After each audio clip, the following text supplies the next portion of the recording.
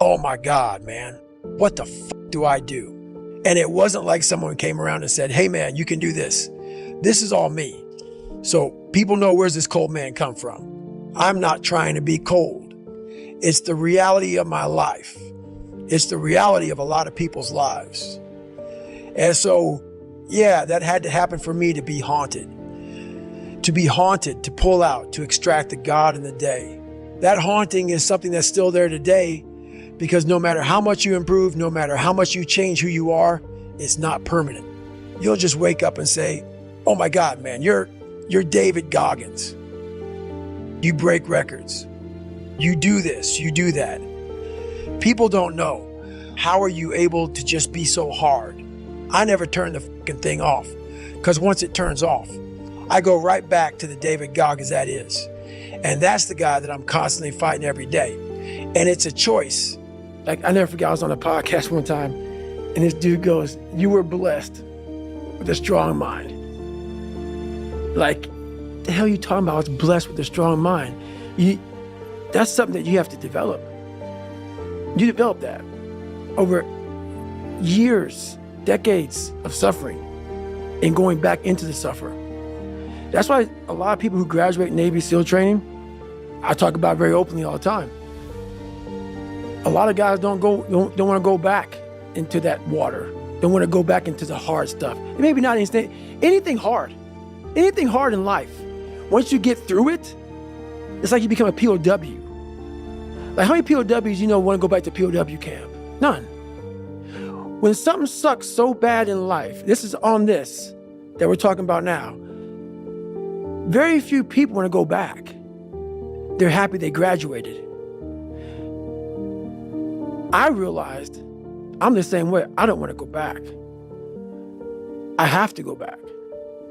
I must go back, because that is exactly where all the knowledge of my life exists, was back there, and what you're talking about.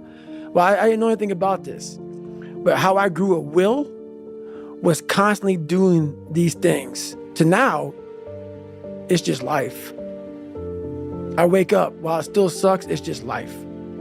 You don't sit back and like, oh my God, like, I have days I don't want to do it, but I know I'm going to do it. I know from years of just doing it. So that's beautiful. And this is why I came on here with you today. And I'm glad that you're talking about this, because human beings need to hear this. They need to stop hearing these hacks on this and that. There's no fucking hack, bro. There's no fucking hack. Yeah, you may this and that and saunas and all this shit it's great. There is no fucking life hack. To grow that thing, how do you grow it? Do it and do it and do it and do it. That's the hack. The hack is gonna fucking suck. And that's what I realized. Life, that's why I wanted to come on here today. I didn't want to come on here and talk about no fucking passion and purpose and how to get the fuck out of bed and how to hit a fucking alarm clock and all this catchphrase bullshit. Because that wasn't how I lived. I woke up like every human being does and goes, fuck, man, I'm a fucking piece of shit today. How the hell is this going to work out for me? And you fight that. You don't override it. There's no override button. It's the conversation in your fucking, in your head. So how do you do that? We don't have enough of these conversations about the real conversation that every human being is having. And they have no idea how to get out of it, but they do. It's that shit right there, man. You gotta build your will. The road to success is rarely a straight line. For me, it's always been more like a maze. Many times when I thought I'd finally cracked the code, had it all figured out and found the straight path to certain victory, I hit a wall or got spun into a turnaround. When that happens, we have two choices. We can stay stuck or regroup back up and try again. That's where evolution begins. Hitting those walls time and again will harden and streamline you.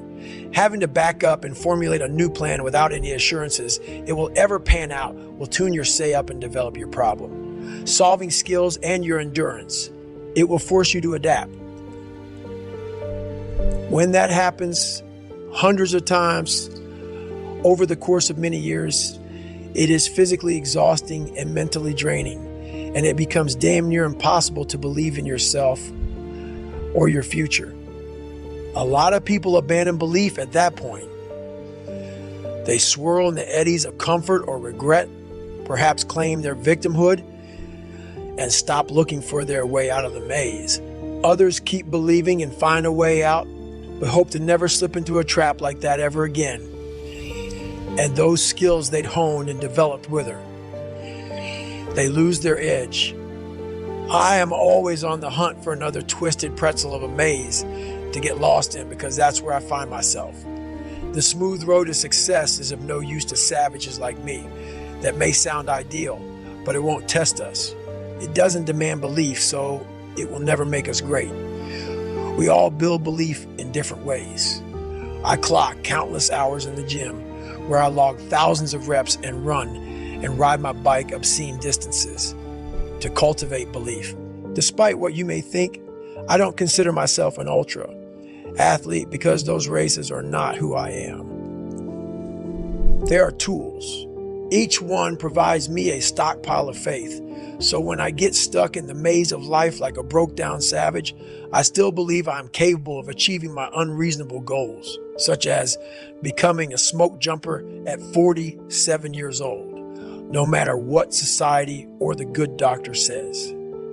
I don't mean to suggest that you must run 100 or 200 miles to believe you have what it takes to get where you want to go. That's what I had to do based on the depth of the darkness I came from and the scale of my ambitions.